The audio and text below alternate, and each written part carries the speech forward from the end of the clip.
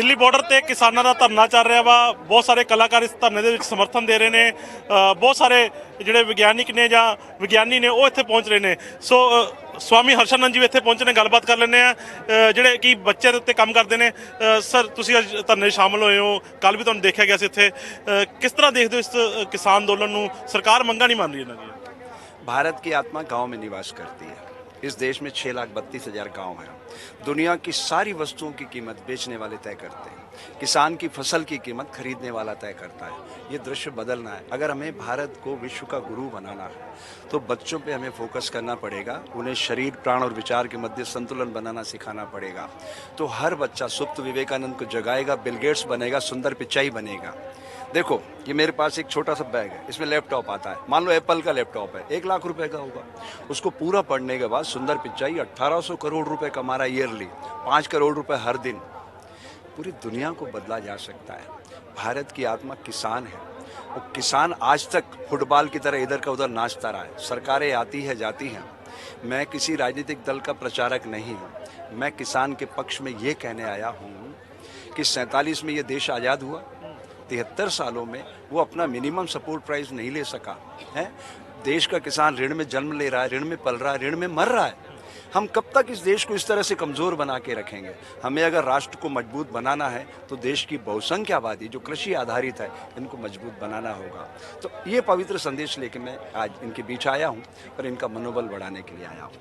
तो सरकार इनकी मांगे नहीं मान रही, लंबे समय से संघर्ष कर रहे हैं। पंजाब में 2 महीने से संघर्ष था, आप दिल्ली बॉर्डर पे बैठे हुए हैं। क्या सोचते हैं? मीटिंगें हो रही हैं, मीटिंगों में हल नहीं निकल रहा। कल भी मीटिंग बुलाई गई है, क्या उम्मीद रखते हैं कल भी की मीटिंग में हल निकल जाएगा इस मुद्दे पर? तो ये तो आपको आपके कैमरे से धुंध हटाना चाहिए ना। ये जो मीडिया है क्या नैरेटिव चलाता है देश में। 2019 में उस बंदे ने पूरे देश में घूम के क्या कहा कि मुझे वोट दो। आपने अपने एमपी चुने, मेंबर ऑफ पार्लियामेंट चुनना चाहिए थे ना। वो चुनते प्रधानमंत्री तो आज उसकी सबकी नैतिक जवाबदारी होती। आपने तो एक व्यक्ति के कहने पे गधे, घोड़े, खच्चर, क्रिमिनल किस्म के लोग पहुंचा दिए लोकसभा के अंदर। फिर आप बबूल के पेड़ पे आम लगाना चाह रहे हो? संभव है?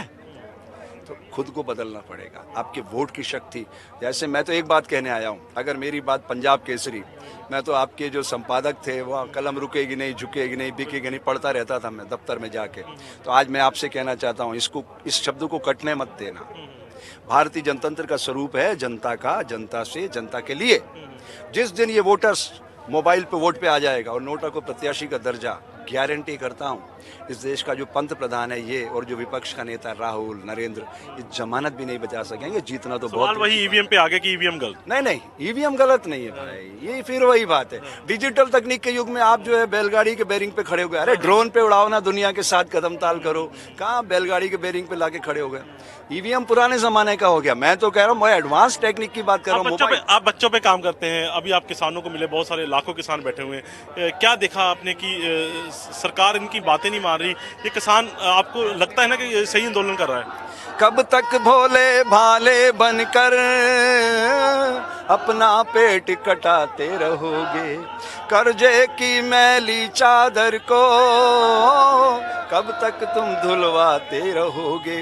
जागो जागो मेरे भाई, वक्त ने ये आवाज लगाई, मिलजुल कर तुम लड़ो लड़ाई, इसमें है तुम सब की भलाई। ठान लो तुम तो कर सकते हो सबका ही उद्धार। भारत की आत्मा किसान है और मेरे देश का किसान चट्टान की अट्टालिकाओं को फोड़कर धान उपजाता है। वो धरती की कोख से जब फसलें लहरा सकता है तो अपने मत के दान से सारी सत्ता को ऊर्जा से परिपूर्ण भी कर सकता है। जय हिंद, जय भारत, जय जवान। सो दस्या कि किसानी अंदोलन ਜਿਹੜਾ ਹੈਗਾ ਵਾ ਉਹ ਸਰਕਾਰ ਨੂੰ ਸਮਝਣਾ ਚਾਹੀਦਾ ਵਾ। ਸਰਕਾਰ ਨੂੰ ਜਿਹੜੇ ਕਾਨੂੰਨ ਆ ਉਹ ਵਾਪਸ ਲੈ ਲੈਣੇ ਚਾਹੀਦੇ ਨੇ। ਸੋ ਇਹ ਸੀ ਸਵਾਮੀ ਜੀ ਜਿਨ੍ਹਾਂ ਨੇ ਗੱਲਬਾਤ ਕੀਤੀ ਆ ਪੰਜਾਬ ਕਿਸੇ ਜਗਬਾਣੀ ਨਾਲ। ਸੋ ਇਸ ਅੰਦੋਲਨ ਦੇ ਵਿੱਚ ਪਹੁੰਚੇ ਨੇ, ਬੱਚਿਆਂ ਦੇ ਕੰਮ ਕਰ ਰਹੇ ਨੇ ਔਰ ਕਿਸਾਨਾਂ ਨੇ ਇਹਨਾਂ ਨਾਲ ਗੱਲਬਾਤ ਕੀਤੀ ਆ ਔਰ ਕਿਹਾ ਕਿ ਸਰਕਾਰ ਨੂੰ ਝੁਕ ਕੇ ਇਸ ਅੰਦੋਲਨ ਨੂੰ ਜਿਹੜਾ ਵਾ ਸ਼ਾਂਤ ਕਰਨਾ ਚਾਹੀਦਾ ਔਰ ਕਿਸਾਨਾਂ ਦੇ ਜਿਹੜੇ ਮਸਲੇ ਆ ਉਹ ਹੱਲ ਕਰਨੇ ਚਾਹੀਦੇ। ਕੈਮਰਾਮੈਨ ਗੁਰਦੇਵ ਦੇ ਨਾਲ ਨਰਿੰਦਰ ਮਹਿੰਦੂ, ਜਗਬਾਣੀ TV।